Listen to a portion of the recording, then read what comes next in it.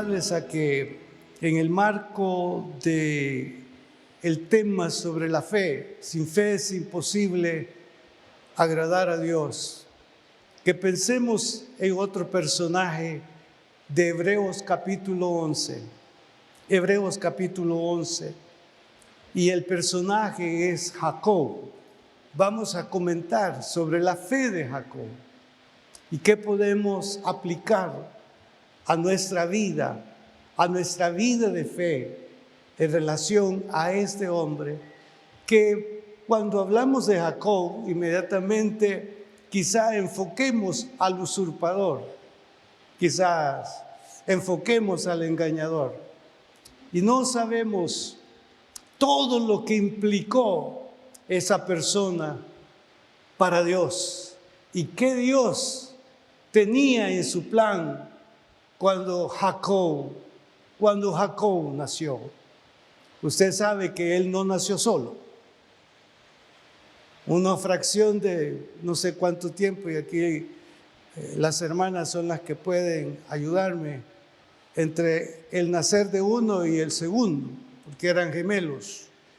En fracción no sé de qué tiempo. Él aventajó en la carne, en lo humano, a su hermano Esaú. Pero eso no es, hermano, sino que al indagar en la palabra de Dios, Dios no es que tenga preferencias, pero en su soberanía, Él pone su mirada en alguno para una actividad o tarea específica. Si usted no se ha dado cuenta para qué lo diseñó Dios, por qué Dios lo ha puesto donde está, por qué goza del bien que tiene, por qué disfruta de tal o cual cosa, y no se ha puesto a pensar cuál es el plan de Dios antes de que cerremos nuestros ojos. Yo le animaría hoy a indagar delante del Señor. Está lo general donde todos estamos involucrados, pero está la parte particular donde Dios ha puesto su mirada en usted y que igual a las palabras de Mardoqueo para Esther, para esta hora Dios te ha puesto donde estás. Para esa hora Dios te ha puesto donde estás. Entonces es importante que consideremos este ejemplo y aprendamos de él. Dice la palabra de Dios, Hebreos 11, 17 al 20, por la fe Abraham, cuando fue probado, ofreció a Isaac. Y el que había recibido las promesas ofrecía a su unigénito, habiéndosele dicho, en Isaac te será llamada descendencia, pensando que Dios es poderoso para levantar aún de entre los muertos, de donde en sentido figurado también le volvió a recibir. Por la fe bendijo Isaac a Jacob y a Esaú respecto a cosas venideras. Pero tenemos que retroceder un momento a esta bendición de Isaac. Está relacionada y está determinada en la bendición de Dios a Abraham. Dios está diciendo, te voy a multiplicar. Dios está diciendo, esto haré a través de ti y de tu descendencia. Y le enfatiza, haré de ti una nación grande. Ese propósito de Dios en la carne y en lo humano Abraham no iba a poder cumplir porque el ser humano tiene tiempo de vida. Aquí en la tierra tenemos tiempo de vida. No podemos ver la eternidad que está en nosotros cumplida en la tierra. Pero en vosotros hay eternidad, dice el escritor de Eclesiastés. pero no se refiere a la eternidad en la que quisiéramos y no envejecer. Le tengo malas noticias, un día más viejos nos vemos. No suena bien, ¿verdad? Y el punto está, hermanos, en encontrarnos, en verdad, donde Dios quiere que nos encontremos. ¿Esto es de relevo o es de ascendencia o de descendencia? Y eso sucedió. Te voy a bendecir, Abraham, te voy a bendecir, Isaac, y ahora las mismas palabras, el mismo tono, diciéndole a Jacob. Todo hijo debería de entusiasmarse cuando Dios diga esto: yo soy el Dios de tu padre. Anda, camina, porque yo hice una promesa con tu padre. Y esa promesa no se iba a desarrollar totalmente en él, sino en los suyos. Como hijos, abracemos esa fe de los padres. Agradezcamos a Dios los que tuvieron o tienen la dicha de haber nacido en una casa donde Dios forma parte. No es alguien buscado en una emergencia simplemente, sino que es una devoción continua de parte de ese hombre, de esa mujer, y sin palabras muestra el camino que deben de seguir los hijos, o con palabras y con hechos, a fin de heredar, a fin de encauzar, a fin de realizar el propósito que Dios tiene en la vida de cada uno de nosotros. Ve hacia atrás cómo fue. Y el Señor comenzó a escuchar que no solamente debemos de estar aferrados a cosas o a la vida, porque eso no trasciende, todo se queda. La trascendencia suya y mía está en amar a Dios, en servir a Dios, en caminar tomado de la mano de Dios. Esa es la trascendencia. Si eso no está sucediendo, quizás ni la sombra suya o mía quedará en el recuerdo. Pero ahora Isaac está en edad avanzada. Hay allí una situación que todavía no se ha desarrollado, no se ha expuesto. Lo que tenía que mencionar como no relevo, sino como seguir el plan, el propósito de Dios. Rebeca tenía pues preferencia por el que por fracción de tiempo nació primero. Pongámoslo solo desde ese punto.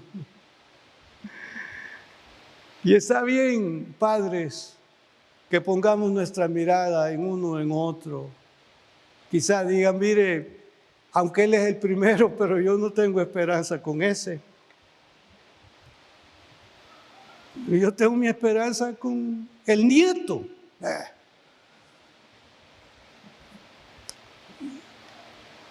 Y aquí, hermanos,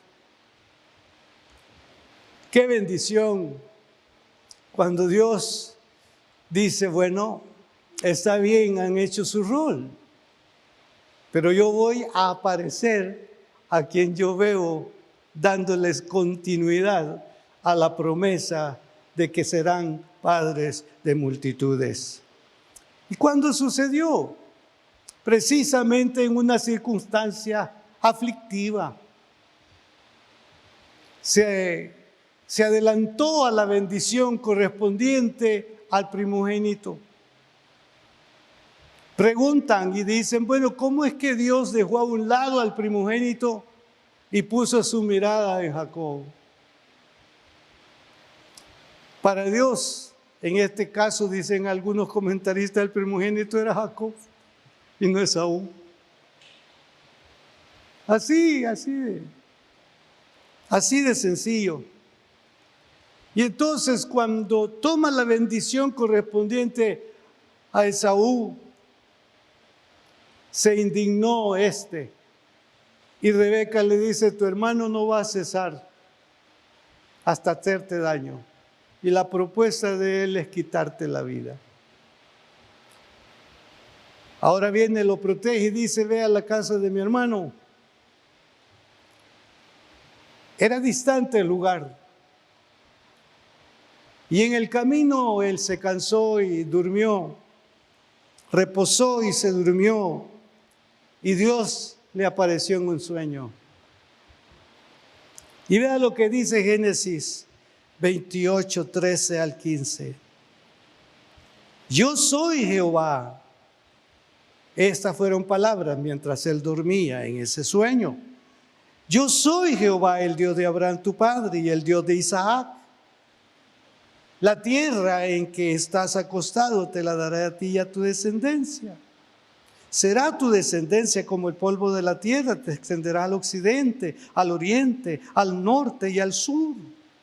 Y todas las familias de la tierra serán benditas en ti y en tu simiente.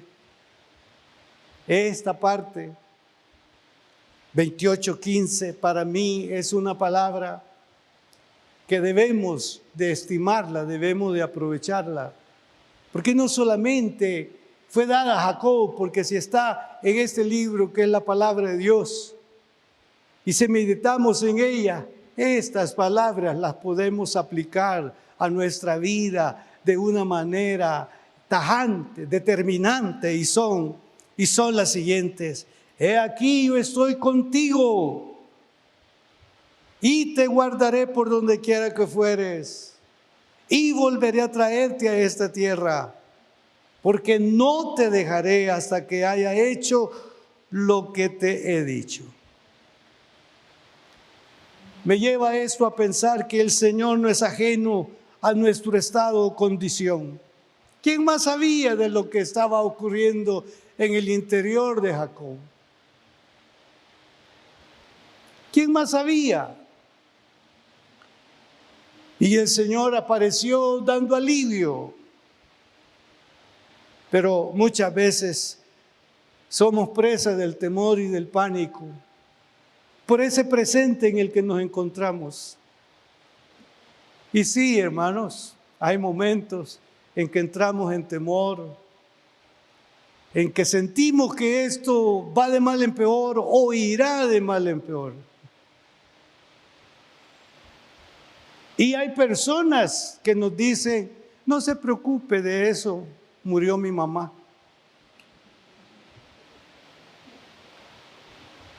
¿Cómo que no se preocupe de eso, murió mi mamá? O sea, el próximo es usted.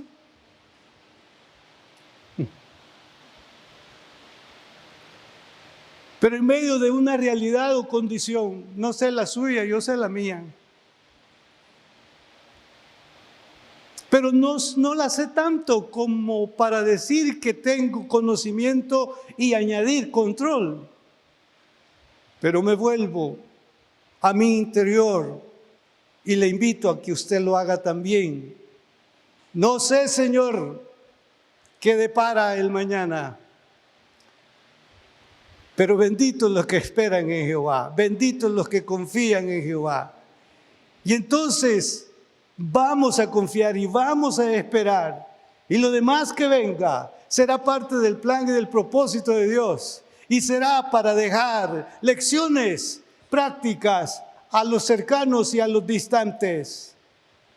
Quizás dirán: yo vi a mi papá, o yo vi a mi abuelo, o yo vi esto, y yo escuché esto, y lo guardo en mi alma y en mi corazón. Entonces viene Dios y dice: ¿cómo estuve? La promesa que di a Abraham, la promesa la di a Isaac, y ahora la reitero contigo, Jacob. Me gusta entonces, Dios se identificó con Jacob con un lenguaje particular, y el lenguaje particular es este: yo soy Jehová, el Dios de Abraham tu padre y el Dios de Isaac. Hay una identidad de parte de Dios para este. Y está Jacob familiarizado. ¿Por qué está familiarizado con esta palabra? Porque formaba parte de lo que pudo haber escuchado, aquí usando mi mente, de su abuelo.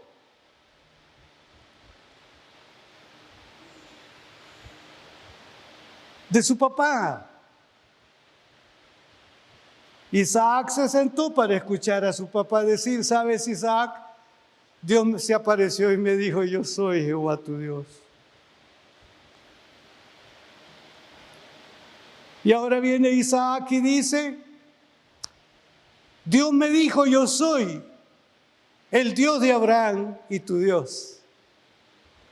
Y ahora viene Dios y le dice a Isaac, yo soy el Dios de Abraham y el Dios de Isaac, tu padre. El mismo Dios de los dos anteriores es el Dios de Jacob. Y qué bueno que a esta hora usted y yo pensemos en que ese Dios, ese yo soy, es su Dios, su Dios, su Dios, su Dios. Y Él está obrando en nuestra vida y todavía no se ha manifestado gran parte de lo que Él tiene para usted y para mí, para su casa y para la mía. Apenas hemos o estamos viendo parte de lo que Dios tenía o tiene para nosotros. Si ahora nos enfocamos en circunstancias adversas, pues quiero decirle que estuvo en circunstancias adversas. Pero en esas circunstancias apareció Dios recordándole, yo soy el Dios de Abraham, yo soy el Dios de Isaac. Y estoy aquí para que nosotros lo recordemos. Nuestro Dios está con nosotros. El mismo de ayer es el mismo hoy y será el mismo Dios eternamente y para siempre. Y qué saludable para Jacob en esa huida, en ese camino incierto e inseguro. Él no tenía conocimiento de cómo le recibiría su tío. No había un sistema de comunicación que asegurara. Oí a mi tío decir, Rebeca, mándalo, no hay problema, aquí todo está bien. No había un sistema de comunicación. Y si acaso tenía que llevarse muchos días para que llegara el mensaje al interesado. Pero en este caso, hermanos, de una manera directa y extraordinaria. Jacob, yo soy Jehová, el Dios de Abraham y el Dios de Isaac. ¿Había oído Jacob hablar sobre este Dios? Yo creo que sí. ¿Estaba familiarizado? Yo creo que sí. Entonces su seguridad y su garantía no iba a consistir en el buen recibimiento de su tío. Su seguridad estaría en las palabras, yo soy Jehová. Yo soy Jehová. Y ese yo soy Jehová se refiere al Dios existente, se refiere al Dios siempre presente. Dios existente, yo soy. Dios presente, yo soy. Y ese Dios es su Dios, es mi Dios. Y está en este presente y Él va por delante de cada uno de nosotros. Así que podemos estar quietos y tranquilos en medio de la adversidad, en medio de la zozobra. Toda su condición era para desesperar, pero estas palabras lo volvieron al aliento, a la confianza de que iba a caminar. Y cuando él enfrentó los problemas en la casa de su tío, me imagino, Señor, tú me dijiste. Y hoy nos toca a nosotros. Tu palabra dice, Tu palabra dice. Por eso, hermanos, el consejo a dar, familiarícese con la palabra. Que no le lean la palabra. Ahora, si no puede leerla por deficiencia en su vista, está bien. Léala usted. Léala usted. Familiarícese. Porque hay momentos en que necesitamos dicho conocimiento para enfrentar esa condición. Señor, es tu palabra. Oía de alguien que le dice a la esposa, me está dando sueño, ¿por qué no me lees la Biblia para dormirme? No, este no es día de hacer pan, hermano. ¿Por qué no me lees la Biblia para dormirme? O sea que este niño viejo, para dormirse, era con la lectura que le hacían de la Biblia. Sí, podía, hermano, quedársele algo, pero no es lo mismo. Abra la Biblia todas las mañanas, le dedique un tiempo para leer usted. Y entonces estos versículos o esta escritura aparecerá y le dirá, recuerda esto. Y ese como estuve con tal o cual, así voy a estar contigo. Entonces estas palabras lo pudieron a él tranquilizar. Entonces el versículo 15, que digo que es un versículo que podemos aprender de memoria, afincarlo en lo más hondo de nuestro corazón. Lo repito, he aquí, yo estoy contigo. Reciba esa palabra. He aquí, yo estoy contigo y te guardaré por donde quiera que fueres. Si vas por la izquierda, allí voy a estar. Si vas por el centro, allí voy a estar. Si vas a llegar a tal o cual lugar, en este caso iba para Padán Aram, pues en Padán Aram, la geografía no la ignora Dios. ¿Qué sabía de Padán Aram Jacob? Pero el que estaba con él sabía dónde quedaba Padán Aram y lo que iba a hacer en Padán Aram. Y lo que hizo en Padán Aram fue extraordinario en medio de dificultad. Ustedes han leído de las ovejas, parchadas de las ovejas, sin parche. Han oído, es un momento que le tocó vivir. Pero este tío que le está pagando con la misma moneda de tramposo, hermano, a Dios no le pudo jugar la vuelta. Van a ser las ovejas parchadas mías, le dice Labán. Viene Dios y dice, ninguna va a venir parchada, todas van a venir claritas. Llegó a Padán Aram con las manos vacías y salió siendo un hombre lleno de riqueza. Cuando Dios dice, yo estoy contigo, tomémosle la palabra y creámosle a Dios. Quisiera que para todos por igual recibiéramos, yo estoy contigo. Sí, Señor, yo sé que estás conmigo, pero estoy así. Sí, Señor, yo sé que estás conmigo, pero ¿por qué permitiste tal o cual cosa? Sí, Señor, yo sé. Es que mire, Dios no dice que vamos a estar sin alguna dificultad mientras vivimos. Jesús dijo, tendréis aflicciones, y añade, pero confiad, yo he vencido al mundo. Fíjese que es un total lo que le dice, al mundo. No le está diciendo, yo te libré de Saúl, no le está diciendo, te voy a librar de Labán. No, el Señor dice, confiad, yo he vencido al mundo. Que Dios nos ayuda para vernos en victoria en el próximo paso. Pero para vernos en victoria en el próximo paso, tenemos que creerle a Dios y estar amistados con Dios. Creerle y estar amistado con Él. El equivalente de amistad es caminar con Él, obedecer a Él.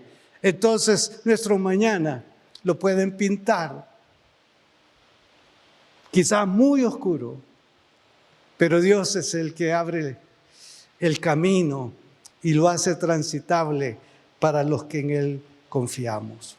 Entonces aquí viene Dios y le dice, yo estaré contigo, le está asegurando su presencia. Naturalmente hablar de la presencia de Dios o leer sobre la presencia de Dios es maravilloso. Y cuando nosotros leemos que alguien testifica diciendo, yo he disfrutado la presencia de Dios en mi vida, inmediatamente viene la pregunta a nosotros, ¿y cómo se disfruta la presencia de Dios en la vida? Y Él nos da no una fórmula, sino nos da un testimonio. Y cuando escuchamos ese testimonio, empezamos nosotros a decir, ¿puede suceder igual conmigo? Hay una promesa muy general y hay unos tratos especiales y particulares.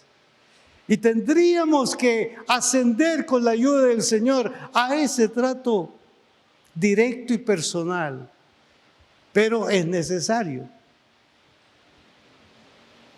creer y obedecer y tomarle esta palabra que es su presencia. Y él entendió. Fíjense que fue en un sueño. Está durmiendo.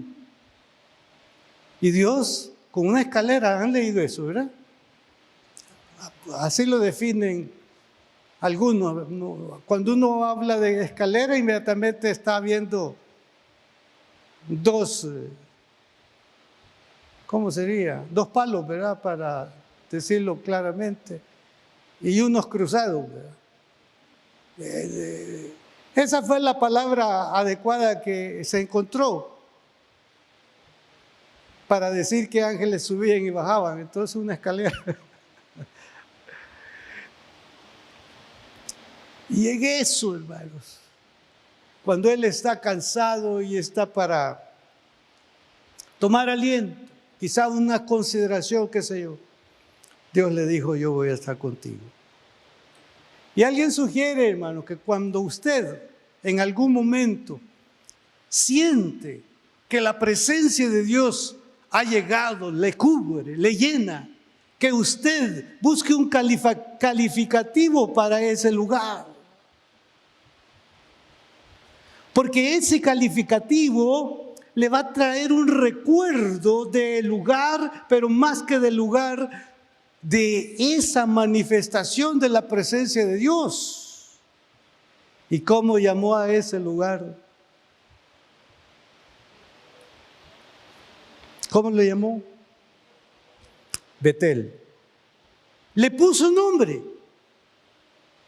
al lugar. El lugar se llamaba Luz, pero él le puso Betel. Y Betel quiere decir casa de Dios. No sabía, dijo él, que esta es casa de Dios. ¿Y qué más dijo? Y puerta del cielo. Mire hasta dónde trasciende él. Es casa de Dios y puerta del cielo. Le está viendo cómo las puertas del cielo se están abriendo en ese momento. Entonces nos dicen, nos sugieren que si usted ha recibido una manifestación de la presencia de Dios, una respuesta de la presencia de Dios a una condición, que usted le ponga nombre, Señor, este lugar se va a llamar donde Dios contesta. Este lugar se va a llamar cuando Dios responde. Este lugar se va a llamar el lugar de mi encuentro. No sé qué significado puede usted darle al lugar donde a este momento se encuentra. Quiero que llame a este lugar casa de Dios y puerta del cielo. Porque Dios le está hablando Dios está mostrando, Dios está manifestando, y que de cada servicio en el que estemos reunidos, usted pueda salir entusiasmado, consciente de que la gracia, la bondad del Señor va por delante, va por detrás y también está a los lados. Significa que la presencia de Dios cubre, llena cualquier espacio donde estemos. Y por esa causa es que tenemos que desarrollar reverencia, porque en cada lugar donde usted está de pie o está parado, ese es el lugar donde Dios está presente. No hay que rehusar la presencia de Dios en espacios.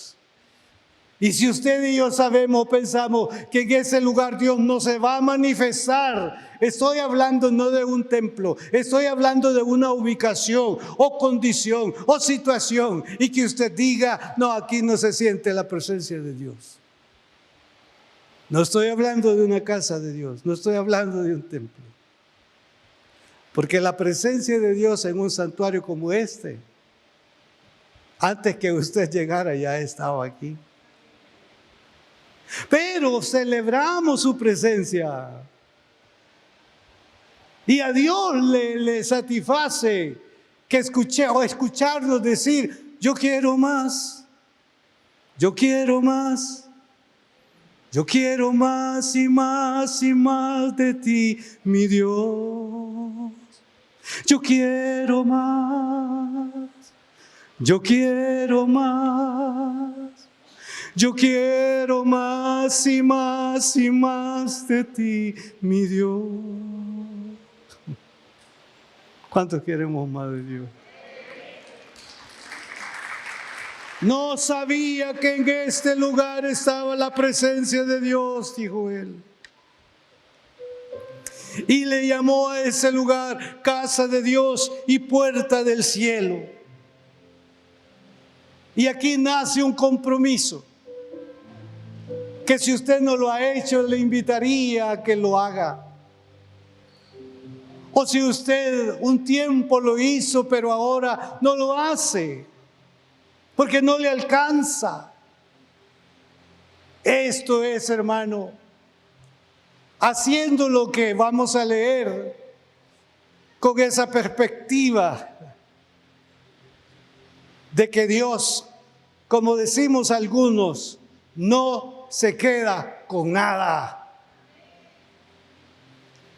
Vino Él, no estaba hablando, Dios no está hablando de enseñanza, no está dando una enseñanza, no. Vale la pena indagar que esto, pienso hoy, fue una enseñanza sin palabras. O quizá lo hubo. Hizo un compromiso de servir a Dios. No hay una estructura, pero él sabe que hay un Dios. Y es un Dios que se debe dar a conocer. Y él sabía que estaba en sus hombros la responsabilidad de hablar a la casa de Labán, hablar a los suyos sobre esta enseñanza particular. Dios en mí. Entonces dijo, de todo lo que me dieres, el diezmo apartaré para ti. Ya no le gustó el sermón.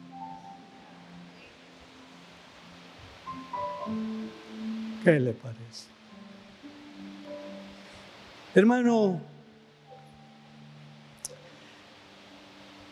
yo anhelo la presencia de Dios. Sé que usted también. Levante la mano a los que anhelamos la presencia de Dios. ¿Sí?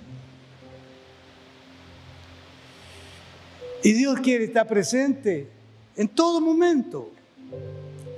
Pero hay unas acciones, hay unas decisiones, hay unas acciones como que los seduce. Él no sabe lo que va a resultar de esta promesa o compromiso. Pero de todo lo que me dieres, el diezmo apartaré para ti. Si la presencia de Dios está mostrada, no rehúse lo que a usted le corresponde hacer para Dios. Si Dios se ha mostrado en su vida, y si Dios se está mostrando, y si Dios está teniendo cuidado de usted, no rehúse lo que le corresponde hacer para Dios.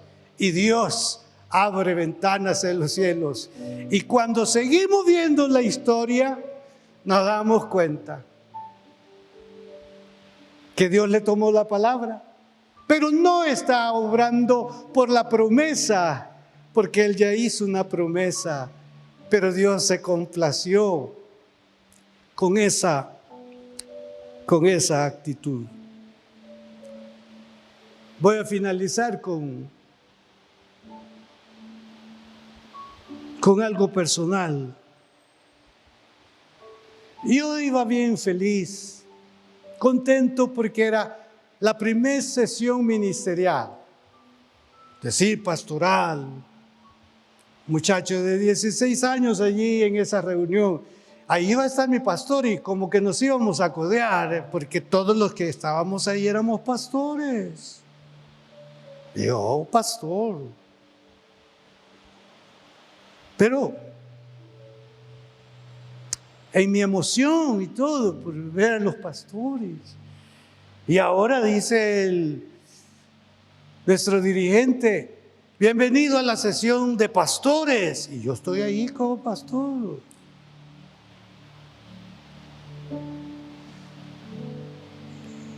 Y hermanos, me tocaba, o en esas reuniones solemos llevar nuestro diezmo, el diezmo de diezmo.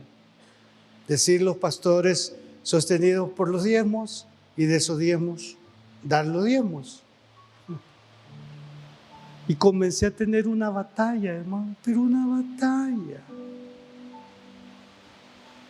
Y lo vas a dar. Y todavía me quiere acorralar. Eso te puede servir para la camisa de tu boda. Así. No sé. Mire, hermano, fue una lucha. Y esto uno se lo iba a dar al final de la reunión. Yo, hermano, saqué esos 14 colones y lo puse y les dije eso, a mis diezmos. Pues está fuera de tono, hermano. ¿Yo qué pretendía? No, si la lucha era mía, el conflicto era mío. Y en mí estaba si obedecía o no obedecía. Y el diablo, pensando que yo era un tonto y le renuncio, yo no soy un tonto. Y me dijo que era tonto, que tomara los 14 colones y los pusiera en el bolsillo nuevamente. No lo hice, hermano, ni se asomó mi mano. No le voy a decir que los demás días fueron días de abundancia. Es que Dios no funciona a su tiempo ni al mío. Dios tiene un programa. Y mientras usted y yo vivamos, la siembra va a producir cosecha. Y si usted siembra en abundancia, abundantemente va a cosechar. Así que el mensaje a Jacob es el mensaje para nosotros hoy. De todo lo que me diera el diezmo apartaré para ti. Bueno, hay mucho de Jacob, pero quedémonos con esto. Que era como decir, bueno, si se trata de una relación, de algo continuo contigo, yo te voy a servir y lo haré de esta manera. Que Dios nos bendiga y que Él haga sentir esas palabras a usted y a mí hoy. He aquí, yo estoy contigo y te guardaré por donde quiera que fueres. Y vendré y volveré a traerte a esta tierra, porque no te dejaré hasta que haya hecho lo que te he dicho. La próxima semana vamos a ver cuando el Señor lo trajo de la tierra y que el plan de Él entró en desarrollo, en funcionamiento, y hasta el día de hoy la promesa de Dios a Jacob se está desarrollando, porque día a día Dios está bendiciendo a la descendencia espiritual. Y usted es parte de esa descendencia espiritual.